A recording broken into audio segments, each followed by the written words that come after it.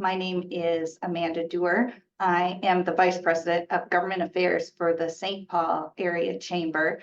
And we're really happy to partner on this event with the Minneapolis Regional Chamber. As we all know, I-94 is an important economic corridor for members of both organizations and also of statewide importance, but really wanted to convene an opportunity for our members to chat with MnDOT about this long-term planning process and provide feedback as to why I-94 is important to our employees, commuters, and the flow of commerce of our members. So thank you all for joining this conversation. And welcome everybody as well. I'm Tiffany Orth. I'm with the Minneapolis Regional Chamber, and so honored that everyone is taking the time to join us on this almost cold wintry day here. We are really wanting to thank MnDOT in particular for joining us, as well as SPAC for co-hosting this with us, and really wanted to just make sure that you all have the opportunity to weigh in on this project. So we wanted to provide just some quick welcome remarks here, but we'll maybe just give it a couple minutes for folks to join, but just wanted to make sure that we greeted folks as they immediately hopped on. So we'll just give it a couple more minutes here, and then we'll formally kick off. So thank you.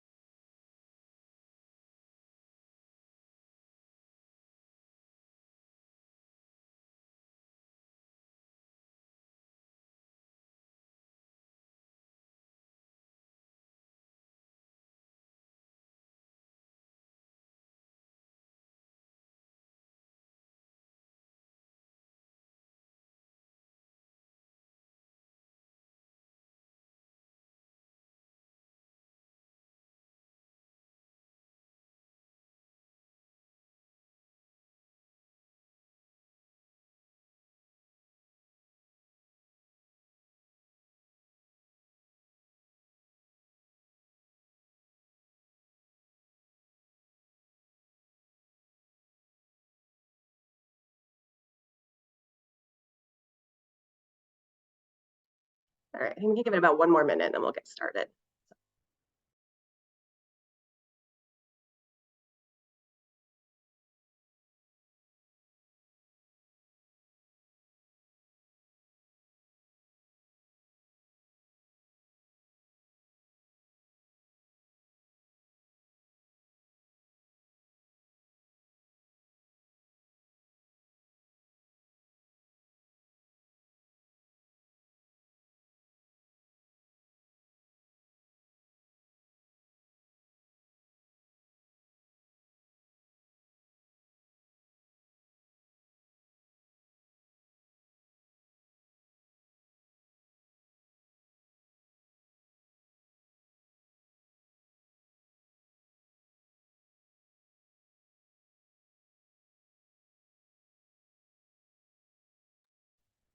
All right, I think we can get going. I think folks will probably filter in a little bit too as we go on.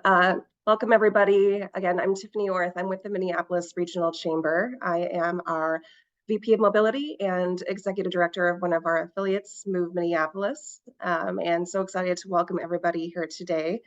Once again, we are co-hosting this webinar with the St. Paul Chamber and welcoming some MnDOT leaders here to really bring us into this Rethinking 94 project that has been really a multi-year effort that has begun over the last few years. And we really wanted to bring this to our members, to the business community, to engage folks. And we were really motivated to be a part of this just because the Minneapolis Chamber has long had transportation as one of its core advocacy pillars, recognizing that a comprehensive and sustainable transportation system is critical to our region's prosperity. And we are looking at some projects along key corridors that are going to be essential to our members, and recognizing that we want members to think about these projects from a variety of different angles, thinking about it from the impact to your businesses with your employees and customers and their diverse needs and how they make it around,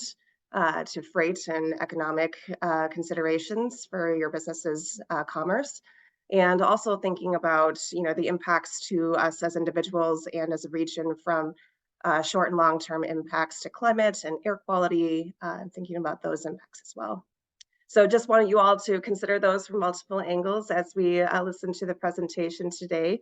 I also want to introduce my colleague, Hannah Zinn. If you want to wave on camera there, Hannah. She will be facilitating our Q&A portion later in the webinar. And with that, we'll ask folks to save questions until that we get to that portion. We'll let folks be able to come off mute, or you can put things in chat at that time, and Hannah will facilitate questions to our leaders at that time. And that will be around 9:40, so we'll have plenty of time here to have an in-depth overview, and then we'll get into back and forth. So with that, I'll turn it over to Melissa Barnes and Renee Reduns with MnDOT to take us through an overview of the project. Melissa, do you want to go ahead and introduce yourself, and then I will, since I'm kicking it off? Yeah, sounds good. Thanks for me. And thanks, Tiffany, for that great introduction. You really captured a lot of why we're here today and a lot of what this project is going for. So I'm Melissa Barnes. I'm with MnDOT. I'm Metro District's Rethinking I-94 Project Director. Yep, and I also echo Melissa's statement about the welcome. That was really well done, just kind of balanced in terms of looking at all perspectives with this. So we appreciate the time here. And I'm Renee Reduns. I'm the Communications and Public Engagement Manager for the Rethinking I-94 project. So if you just want to kick off the PowerPoint, we can just go ahead and dive into it, since there's plenty of material to cover. So again, yeah, we thank you for coming today and for hosting us. You can go to the next slide. The agenda kind of outlines what we're going to be covering today, but we're really excited that you're excited to hear about kind of where we are in the project. We released, you might have heard in the news, some alternatives or options for I-94 in terms of transit and highway. Kind of the footprint was released in July, and so we had a big public comment kind of period then. It was not formal. It was just kind of over and above, just to kind of hear what people are thinking about the alternatives and what people thought might be missing. And then right now, we're going to cover kind of where we are in the process, some of the feedback that we did receive in there, and then go through some of the next steps as we get into line with releasing the scoping draft decision document. It's a draft scoping decision document, which is kind of a long way to say the document that will kind of narrow down the alternatives before we go to the next phase of the process. And some of these terms, if they're new to you, which they might be, we do have some definitions at the end of the slide deck. So if we send this out to you, you can look at those and see, the different definitions that that may not be familiar to you. So you can go to the next slide. So before we get into the presentation, just a moment here to let you know where the project limits are that we're discussing with this. The area that we're studying is between Trunk Highway 55 in Minneapolis and Marion Street in St. Paul. And so the distance between there is about 7.5 miles. And then we do a 1/4 mile buffer on each side of 94 that we are also looking at as part of the study area. And so rethinking I-94, you probably heard that term too, because that's kind of our brand. And it is, what it means is it's a long-term process to really engage communities, businesses, folks who live, work, commute, play along the corridor, because we really want to promote effective movement of people and goods through a high quality of life for the communities. And so our responsibilities include, preserving and repairing bridges, as well as, the pavement, walls, enhancing mobility, safety, and connectivity. So we're really looking at enhancing connectivity and addressing identified transportation needs. And in so doing, we really want to make sure that, you know, the community members along the corridor and those who, again, live, work, play, commute on and along, all have a meaningful voice in this decision that affects their lives. Because as you said, it's an important corridor for many people. And so phase one of Rethinking I-94, it kind of started as Tiffany mentioned years ago. In 2016, we kicked off this effort. You know, our commissioner at the time apologized, you know, to the Rondo community for the harms it did by building the freeway. And then we looked at, you know, how can we move forward and do this right by getting community input all throughout the way without, you know, making this decision from the highway department. And so we really wanted to get out there and get input from the community on what the needs were and better understand those needs. And so we really looked at, you know, what those problems were, and then identified kind of more detailed studies that found, you know, walkability and bikeability. So the comfort, mobility, and risk for people walking, bicycling, rolling, the movement for non-motorists along, you know, the frontage roads and across I-94 is really uncomfortable and maybe not necessarily the safest conditions. Safety for people in, you know, motorized vehicles, car, freight, transit. There is a documented problem along the corridor with the crash rates for similarly designed roadways. So that's an issue with safety. And then the infrastructure condition overall is just in a state of repair. You know, it was built in the, you know, the 60s, and pavement and structure are breaking down, and they've reached kind of the end of their life cycle. So along with kind of the supporting infrastructure like bridges and drainage, and noise walls, retaining walls, they all need to be looked at and repaired. And then mobility, of course, for people in vehicles. And again, we've already talked about walking and biking. We are looking at both, right? So any of our you know, build alternatives are going to include improvements for walking and biking as well. But mobility, people want to have a reliable travel time along the corridor, and that's not always consistent with the amount of, you know, crashes that occur and congestion. And so that's kind of what this project is addressing, and the kind of the problem that we're trying to be that we're looking at as we go through. And so we also talk about kind of the project purpose, as we call it, the purpose and need. And so once we kind of better understood the transportation problems along the corridor, and through these different, you know, studies that we did and through the public input, kind of a clear purpose emerged. And it is a transportation purpose because it is paid through funding from the Federal Highway Administration. So the purpose and need has to address a transportation need. And so the purpose of making improvements along I-94, we really want to accomplish improved mobility for people and goods on, along, and across the corridor in a way that facilitates community connections for all modes. We want to enhance safety for people and goods on, along, and across the corridor for all modes, address the aging infrastructure conditions within the I-94 corridor, and support the objectives of consistent that are adopted with like our plans, regional plans, like the Met Council has plans. So those, you know, all of the alternatives that Melissa's going to talk to later have to address kind of the purpose, which are these four items here. And then we also know that there's a strong community interest in items beyond transportation. We all live in communities. It's not just like we live on roads, right? Roads get us to where we're going, but our communities are important. And so we worked with our partners to kind of broaden these community goals in this phase one of Rethinking I-94. So incorporated into here is a livability framework throughout the process.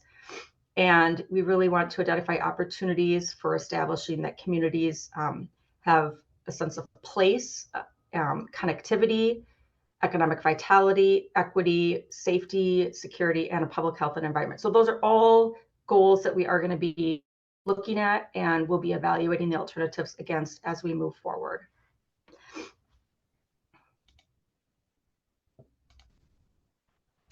And right now, let's see, are we onto the schedule? So I'm going to turn it over to Melissa, and she's going to talk through this very busy document of kind of where we are. Thank you, Renee. I am going to, can folks see my mouse now that I've got annotate on? Okay. And You can, great, thank you so much. All right, so just because this is so complicated, I want to walk you through it a little bit with some markers here. So phase one, Renee alluded to this, but back in 2015, Reconnect Rondo, or the Rondo community held a healing ceremony, and our then Commissioner Charles Zelli apologized for the harms that happened when the freeway was put in. So neighborhoods were divided, people were displaced, and it was not done in a thoughtful or nice way. So from Melissa? yes, sorry, I don't think we can see your mouse actually anymore. okay. Oh, I stopped moving it. How about now? Oh, maybe this isn't gonna work. Can you see it here? Oh, It's okay. I will just talk through it. So upper left-hand corner. And then from 2016 to 2018, we just listened to folks. So we were talking to people. We wanted to hear what the concerns were of the freeway, how people used it now, how people lived around it. And that's how we developed those goals that Renee just went over. Then we moved into phase two. So the highlighted in dark blue in the top row. We are in an environmental process. So we're in the National Environmental Policy Act, NEPA, with our partners in the Federal Highway Administration, the FHWA. And we began that in 2018. And we are in the highest level of review of NEPA. So this is a big project. You'll see here, I'm going to use some further out dates like 2027, 2028, because this is going to be a long-term conversation. So part of the reason we're here today is really to fill in some background, and we want to make sure that folks are ready because we need to continue to have input throughout the process, and it's going to take a while. So you can see down in the dark blue where it says phase two environmental process, we are within our scoping phase. We're getting close to wrapping up scoping. So by this fall, late summer, early fall, we should have a finalized scoping decision document. But we've already went through getting a purpose and need that Renee just went over. We develop evaluation criteria. So how are we going to look at each alternative that we develop? We gathered ideas from the public and other stakeholders. We tested those ideas. We brought the alternatives out this summer. If you saw any of our work or survey or us out in community, we brought the alternatives out to the public and asked, what are we missing? So right now we are evaluating all those alternatives, and then we'll develop a draft scoping decision document. That scoping decision document goes through an official public comment period. Again, it'll probably come out this summer or fall, and we will potentially eliminate some of the alternatives that you see today based on whether or not they meet that purpose and need. So that's this fall. Then we move into what's called our tier one portion that we're going to get much more detailed. Right now, we're really high level. We're in scoping. So we're building that foundation of our house, and we're going to get much more detailed as we move on. We'll get much more detailed into the studies of impacts of alternatives, both traffic and environmental. And then that's going to take about 3 years. So we're looking at the approval of the final tier one, which will have a chosen alternative for the entirety of the 7.5 miles in about 2027. Then if you go all the way back up to the top row, we move into tier two. So tier two is the development of the actual construction plans. So we've gone through the environmental process, we've chosen an alternative, and then we need to develop construction plans. So that's what tier two is. More than likely, the plans will not be for the entirety of the 7.5 miles of the corridor. We'll likely break it up into pieces, depending on priorities and what makes sense from a planning and constructability perspective. But then the earliest that construction would happen, and I would say that this is very aggressive. It would be aggressive if we started construction in 2028, but possible would be 2028. However, just to mention, there is no funding right now for construction, mostly because we don't know what we're going to build. We don't know what the cost is. We don't know what to put into our transportation improvement plan. So we are waiting to see what the alternative is, how we're going to break it up in order to fund that. But we are committed to moving forward with this project. Next slide, please.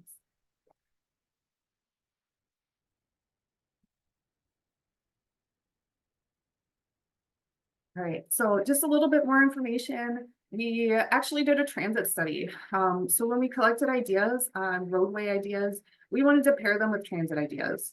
Transit is very important for this corridor. And so we did a separate transit study that went through brainstorming of ideas and selecting a transit alternative. We combined those ideas. So that's what you'll see as I walk through the alternatives next. We've shared the alternatives, we've collected feedback. And right now we're refining and evaluating those alternatives in order to get them into our scoping document and get to that public comment period. Next slide, please. So before I show you the alternatives, intersection and interchange modifications aren't determined at this time. So again, we are really high level. You're going to see a cross section. We realize that those cross sections are not possible even along the entirety of the 7.5 miles. But they are a snapshot of what the road would likely look like along the 7.5 miles. Well, can you go back? Thank you. So we're not showing interchanges. That's kind of part of the next steps. We're also committed to walking and biking improvements as part of all build alternatives, but specific improvements will be determined later in the process. We're working through some of the wheres and hows, but again, we'll get more detailed as we move forward. We've heard that streetscaping and aesthetics is really important in this area, but again, those are things that will be determined in the specifics of those later in the process. And then we also want to congratulate our partners at Reconnect Rondo for receiving federal funding for their land bridge project. Their land bridge project will be considered in the decision-making project process for all of our project alternatives, but that is a separate process and moving forward by a separate entity. Next slide, please. So this is the first of our 10 alternatives. And actually this is 3 alternatives in one. So I won't be showing you 10 different pictures. This is our general maintenance, also known as our no build, our maintenance A and maintenance B. So right now, if you're familiar with the corridor between downtown St. Paul and Minneapolis, 94 varies between 3 and 4 lanes in each direction. There is a shoulder that is east of 280 that buses are able to travel on. West of 280, the shoulder was converted into a general purpose lane after the bridge collapse of 35W and was never put back. So there is no transit shoulder today. So the no build 94 would remain as it is today. Transit would remain as it is today. Maintenance, we just maintain the existing infrastructure much as we do today, but transit would continue as it is today.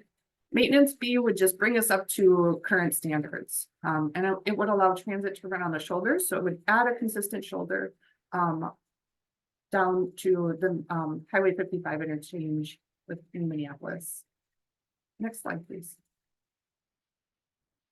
This alternative is called our at grade A. This alternative, so 94 is in what we affectionately call a trench, would fill in that trench, bring in a whole bunch of dirt, fill it in and bring the streets up to an at grade level. So the grades would be the same. Think of like a Snelling Avenue. So they're at the intersections, it would be something like traffic signals or roundabouts. It would remove the freeway. These roadways would be lower speeds. We're not talking about a Hiawatha Avenue here, but something more along the lines of Snelling. And it would have 2 general purpose lanes in each direction with a dedicated 2-way bus rapid transit way down the center. Bicycle and pedestrian infrastructure would be along the sides and obviously at crossings to be determined where. We do know that at some places there would likely still be a need for grade separation, particularly at the railroad crossing, as well as a couple places where it would just be very difficult to get grades to work, possibly some bicycle and pedestrian crossings. But again, all of that is to be determined. Next slide, please. This is our at grade B. it's very similar to at grade A. You've just taken those bus rapid transit lanes, and instead of putting them down the center of the two general purpose lanes, we put them on the sides. So we have those BRT lanes on the sides. That changes a little bit operationally at intersections, how traffic signals might work. It also changes the access of how people walking or biking may access that transit system and where they get on and off, and the comfort and of that. Next slide, please. This alternative takes a little bit of explanation. This is called our local regional roadway alternative. This concept is two roadway systems. So we still have a freeway that's called the regional system. It'd still be down lower and lowered as it is today. There'd be two lanes in each direction, traveling at freeway speeds with a bus shoulder in each direction. This would be for regional traffic. So from traffic going from Minneapolis to St. Paul or vice versa. The intent here is that there would probably only be maybe one or two interchanges between Minneapolis and St. Paul. So if you wanted to access that local roadway system, if you wanted to get off at Dale or Cretin Vandalia, you would have to exit the interchanges at one of those major interchanges. So either at either end of the system, or maybe there'd probably be an interchange at some place like Snelling and 280, something like that.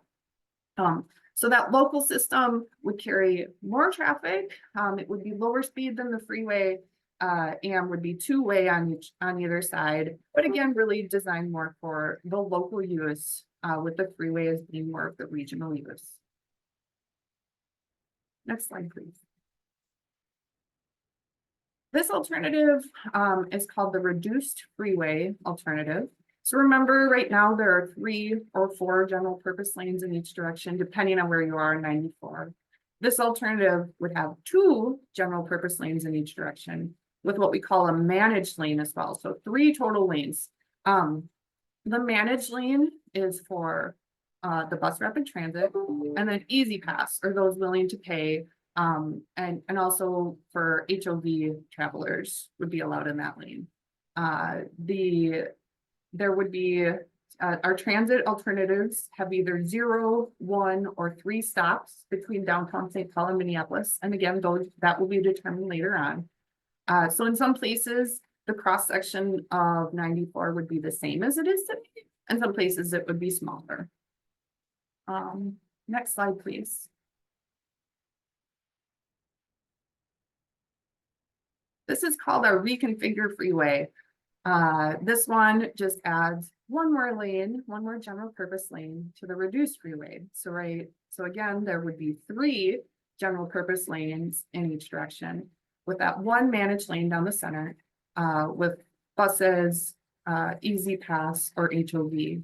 And just to mention those transit stops if there's a transit stop at Snelling or 25th and 27th, those would be what we call inline stops. So in the center of the freeway, you would access them from the center of a bridge and get down to the freeway level in order to access those buses. Next slide, please. This is called our expanded freeway alternative. This alternative still allows the number of lanes to vary through the corridor. So again, 3 or 4 lanes in each direction along 94, but this just adds a managed lane along with that variable 3 or 4 lanes in each direction.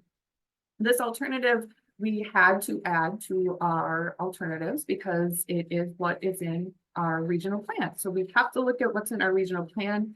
Does not mean it's the selected alternative or even a preferred alternative, but when it already went through a public involvement process and a planning process, so we have to look at it along with the other alternatives that we've come up with. Next slide, please. And this alternative is called our expanded freeway B. So instead of adding that managed lane for buses, this would add 5 general purpose lanes in each direction. So anybody could use any of those lanes. Buses would use the shoulder just like they do today when appropriate. So that shoulder would only be used when general purpose traffic is below 35 miles per hour. And that is the end of our alternatives. If you could go to the next slide, and I think I give it back over to Renee here. Yeah, thanks, Melissa. So as you can imagine, we've done a significant amount of engagement and communications throughout, after releasing the alternatives to on those.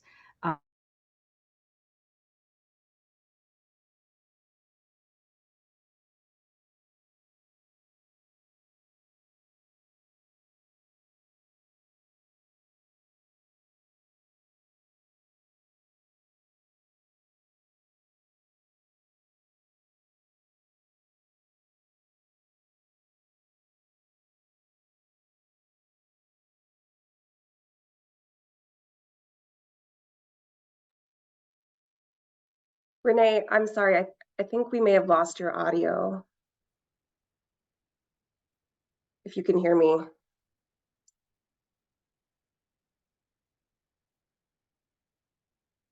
Sorry, we still can't hear you if you're talking here. Hear me. No, can't Oh. hear me. Oh, but I think we're back on for just a second there. Otherwise, I can. Okay, can you hear me now? Here you are. Okay, sorry, Sorry, I don't know. I don't know where it may have cut out for folks. I'm sorry to make you just maybe start over if you don't No mind. problem at all. No problem at all. So since we've released the alternatives, we've done a number of different, outreach in the community to get feedback on the alternatives to see if we were missing anything and just get high level feedback on whether or not people, what people thought about the alternatives, right? So these numbers just show kind of how we've engaged with the community and stakeholders in the community. We've engaged with more than 280 stakeholder organizations by sending emails, doing presentations. We've worked with a lot of different community representatives that make up our community leaders and policy advisory committee. Some of the community leaders are on the call right now, so shout out to like Ben Shardlow, Amanda Dewar, and some folks from Move Minneapolis are all on there, in addition to a number of others.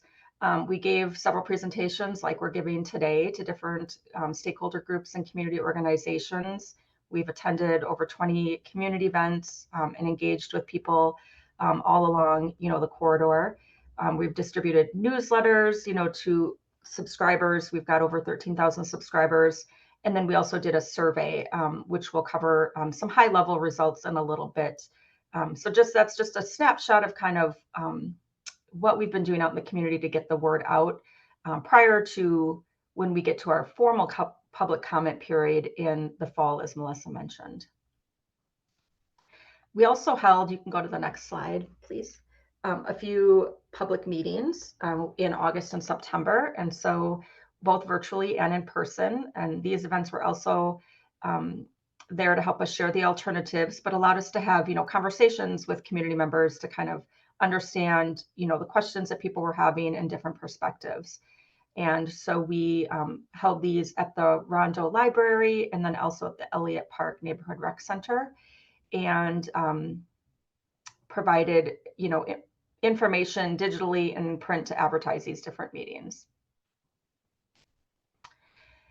Some of the questions that we're hearing out there, these are kind of like frequently asked questions that I think some of them have already been addressed through the presentation so far, but I'll just kind of cover that this is what we usually hear in our presentations is how much is the project going to cost and when will it happen?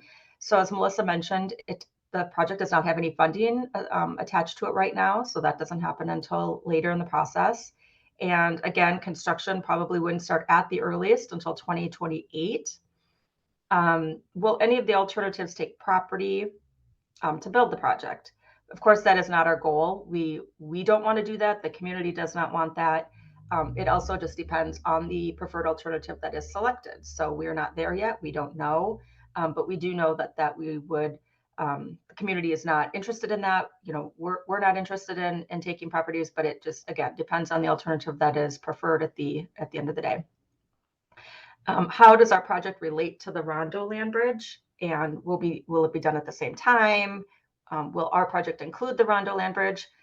Melissa spoke to this a little bit, and they are doing their own separate process. So we are definitely in coordination with Reconnect Rondo as they are developing their land bridge and African American Cultural Enterprise Zone, which we are very supportive of. A lot of our alternatives actually would not preclude a land bridge. So we definitely are in coordination with them. But again, the timelines and stuff, not necessarily sure that they're in alignment right now. And I can't really speak to that. Maybe Melissa, if you have further information you can share about that. But we definitely, the note is that we are coordinating with them and we, support the land bridge. And then who decides what will be built? This is again, a multi-year process with multiple stakeholders and partners, not only MnDOT and the FHWA, but city, county, municipalities, stakeholder organizations, plans, all of that goes into this. And so at the end of the day, the commissioner of MnDOT probably has the ultimate decision, but that does not go lightly just on his or her shoulders. It would be based on this whole process that's leading up to it and the input that's being collected and gone through.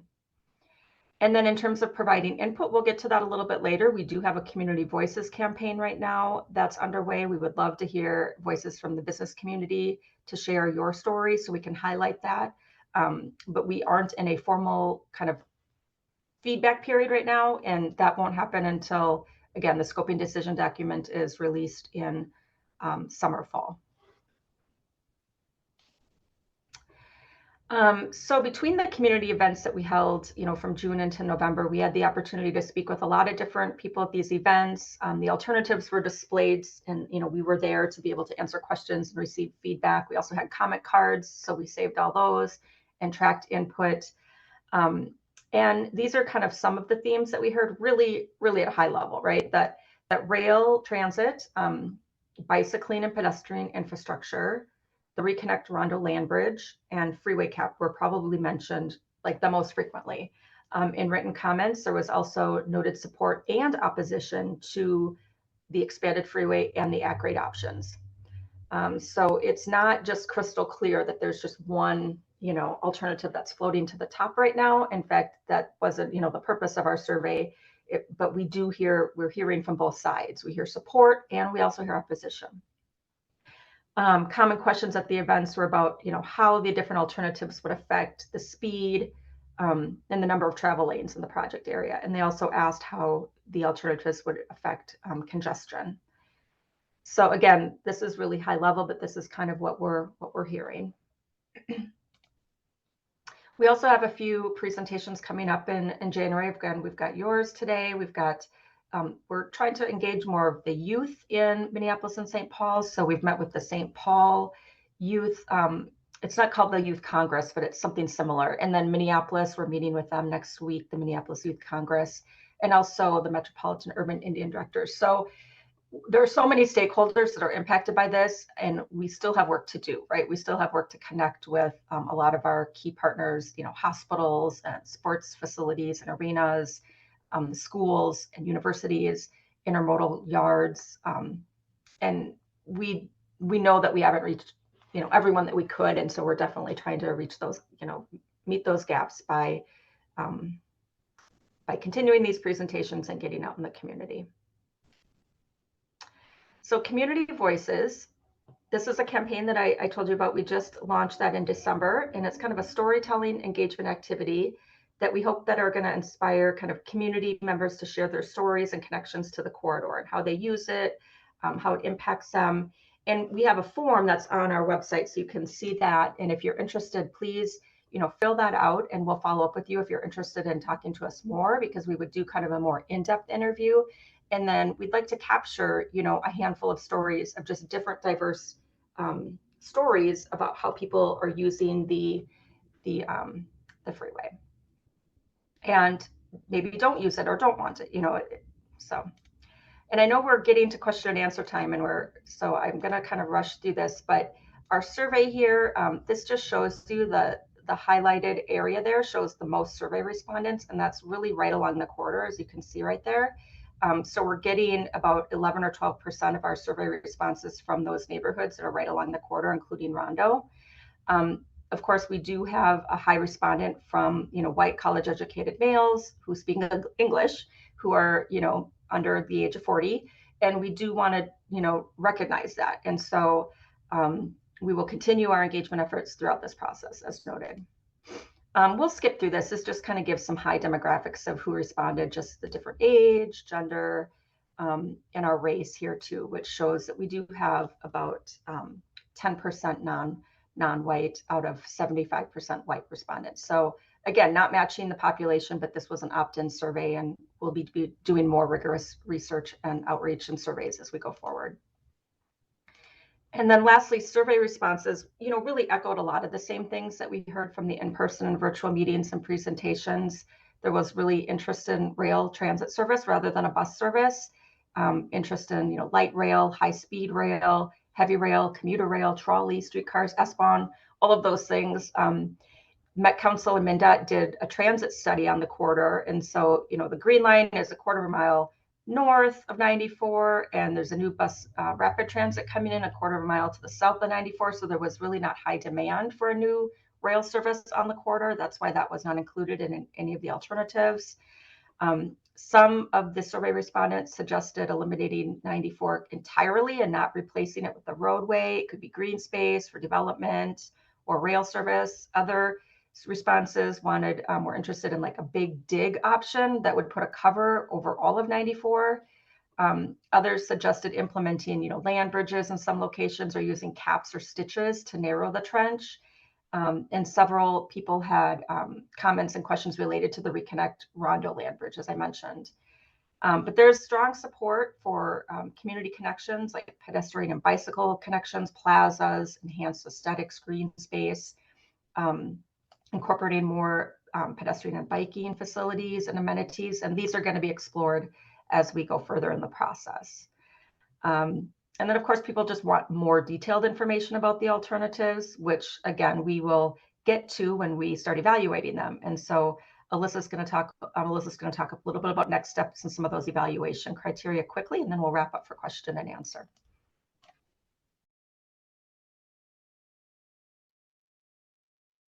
So some of our next steps, we're going to continue our outreach and presentation. As Renee mentioned, we still have some work to do, and we still want to connect with folks, and we're going to be doing that throughout the entirety of the project process. We'll be sharing information about our alternatives and the feedback received coming up here probably mid-February with our policy advisory committee and our community leaders group. We'll finalize that public engagement summary, and that'll be shared back with the public, so letting people know what we heard. And then, as I said, we're refining and evaluating those alternatives. Next slide, please.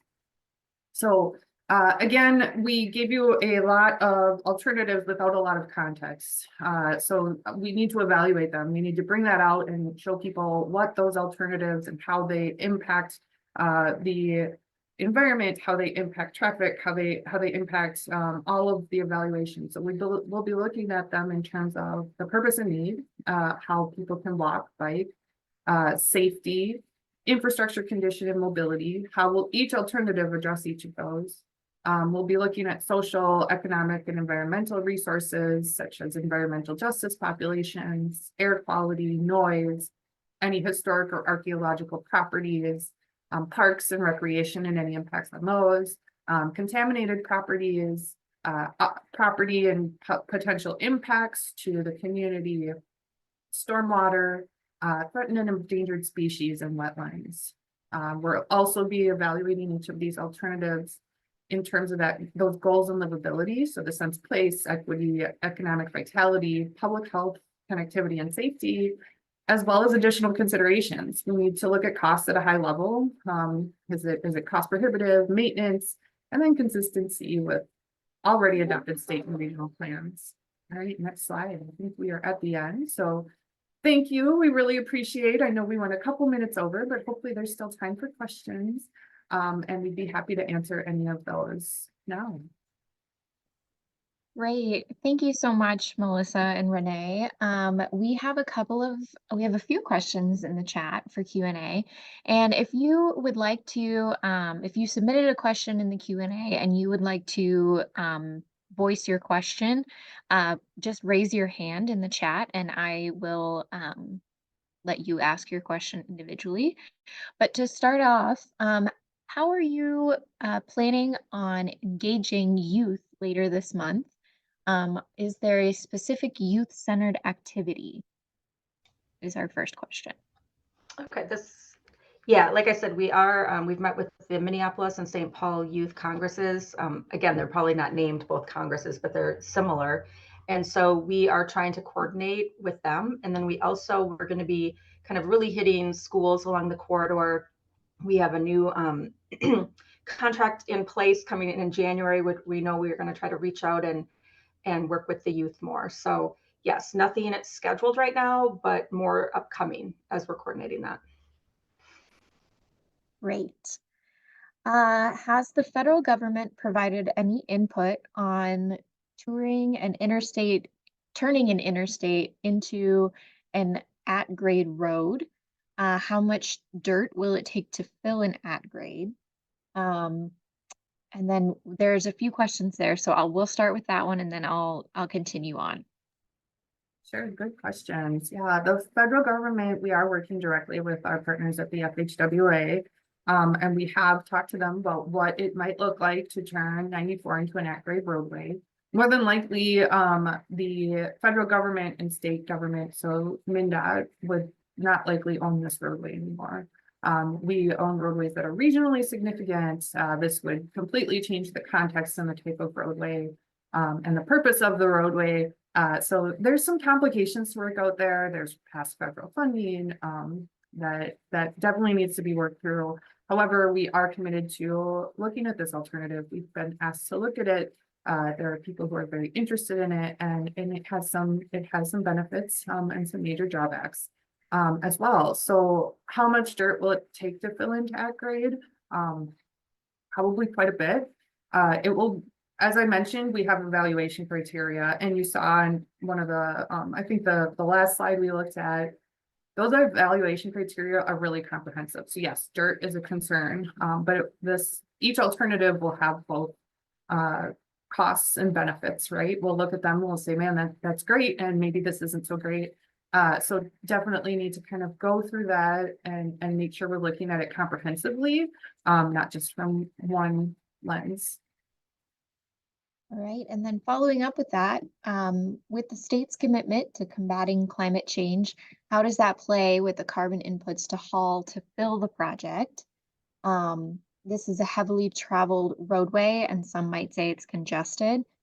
Which of these options have the ability to alleviate congestion on the assumption that commuters will continue to use personal vehicles?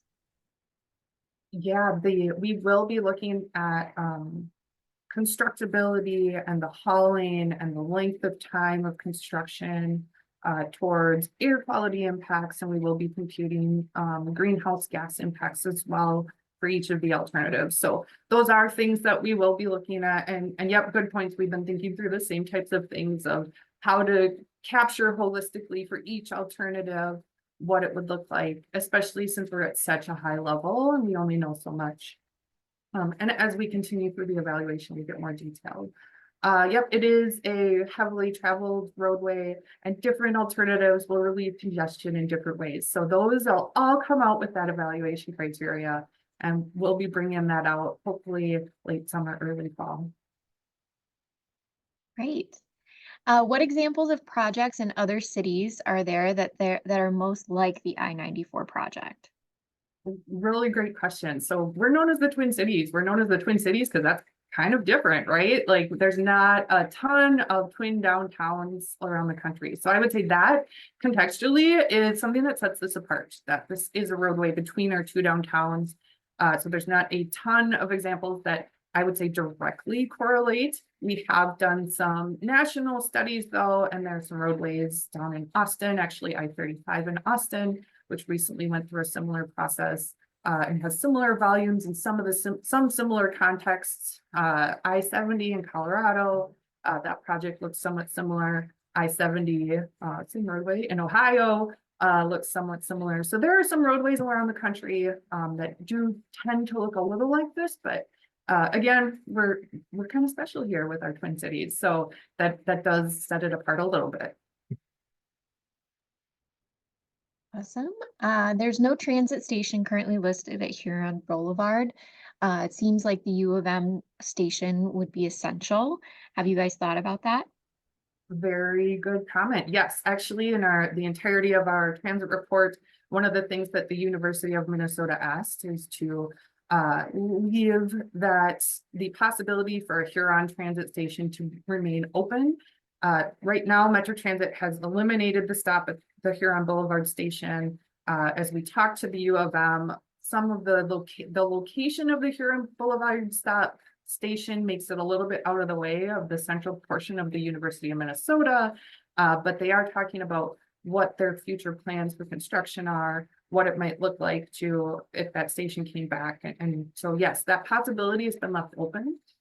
We don't list it, but we do have it as something, a future consideration that we need to continue to work on. As we agree, we know that there is likely a need for that, or possibly a need for that. Great. Another question we have is there already a bus rapid transit route proposed for this corridor? How much does that cost vary with the different options, both for build and for maintenance? How about the construction time frames?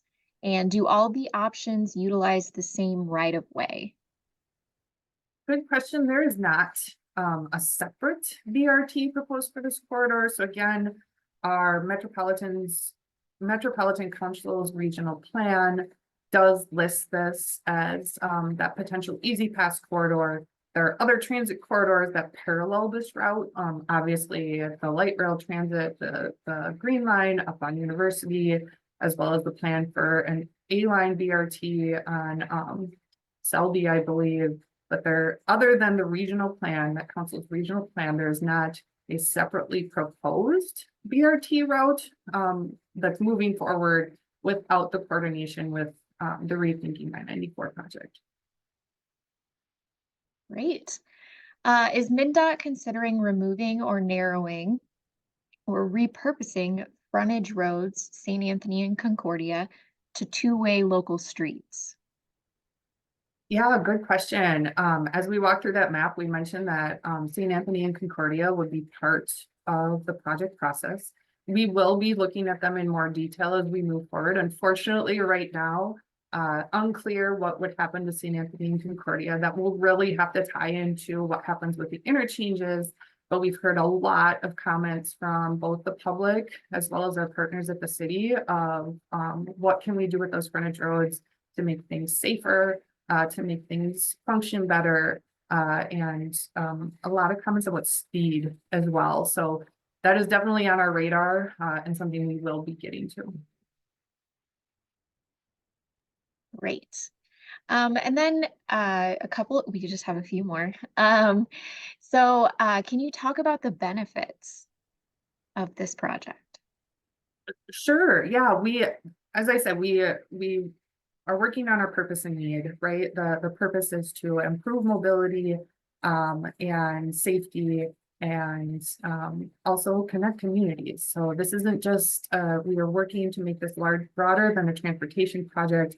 We're working with our partners and our community leaders to coordinate and partner in order to deliver a project that improves the lives of people who live, work, and play along this corridor. If you're getting at specific benefits, right, that's part of the evaluation that we'll be coming out with. And at this phase, they're going to be high level. We do have a goal to make this a more holistic project that does address things like public health, economics, personal safety. So those will be things that we'll be looking at throughout the project process. How does each of these alternatives impact those stated goals and evaluation? Great. MnDOT has done a lot of surveys and community engagement. And as you all noted, there's never going to be an overwhelming consensus. So how will an eventual decision be made and by whom? Yeah, I was looking at Renee. I didn't know if she wanted to answer. Yeah, no, this is the mess that is NEPA. This is the reason that NEPA exists, is to make these really difficult decisions and talk about the greatest good to the community. It's not going to be easy. We are in the midst of that conversation and it is a little messy. We definitely have voices on different sides and different concerns that are all valid. So that is something we're going to continue to work through. We're going to continue to have conversations. That schedule I put up, that's one of the reasons we think it's aggressive. we need to have these conversations. We need to talk to people about impacts one way or the other and continue to talk through these. We are going to continue to evaluate things, to look at things from both sides of the coin. What trade-offs are we looking at here? And we kind of need a chance to get to that, right? We need to bring out that evaluation. There was a lot of context-less information today, so it's hard to really make a decision on anything that we've presented on because we haven't told you what the trade-offs are, what the impacts are. So we'll get to that and we'll talk through those impacts. We'll talk through that with folks. And we'll continue to work through this process. The process is there to help with decision making, and that's part of why we're here. Great. We just have a couple more questions. Will the project involve changes to land ownership at some point? Potentially, really hard to know. Yep, we talked a little bit about would the roadway remain the state's if it were to turn into an accurate arterial with traffic signals? Potentially not, right? Would there be locations where we would have to give a corner of land or give back pieces of land? Potentially. That's all to be determined later on. Great. You've talked about communication with Move Minnesota and Reconnect Rondo. Have you been involved in other organizations who have organized efforts to engage with the community, like Our Streets Minneapolis? Yeah, I'll speak to that.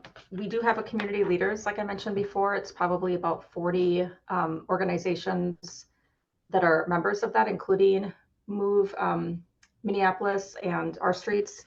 And so we have always opened the door to co-host events and coordinate engagement activities with different organizations. So yeah, we've talked to like Union Park District Council, SPACC, I'm not quite, St. Anthony Park Community Council, Augsburg University, Seward Redesign.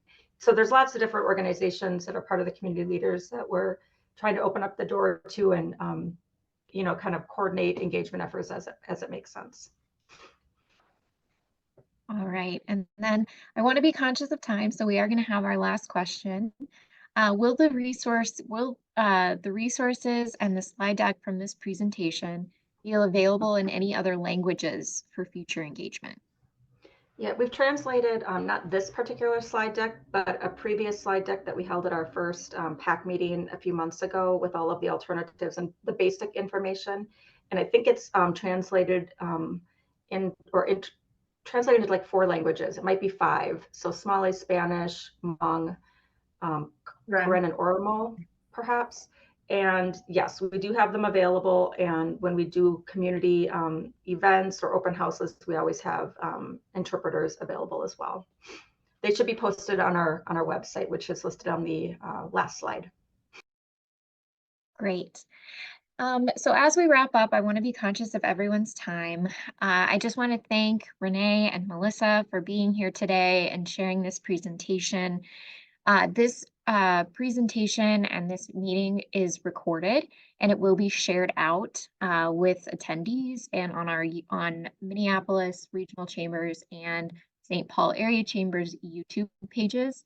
We'll be continuing this conversation moving forward. This is not the last that we will be hopefully having of this conversation.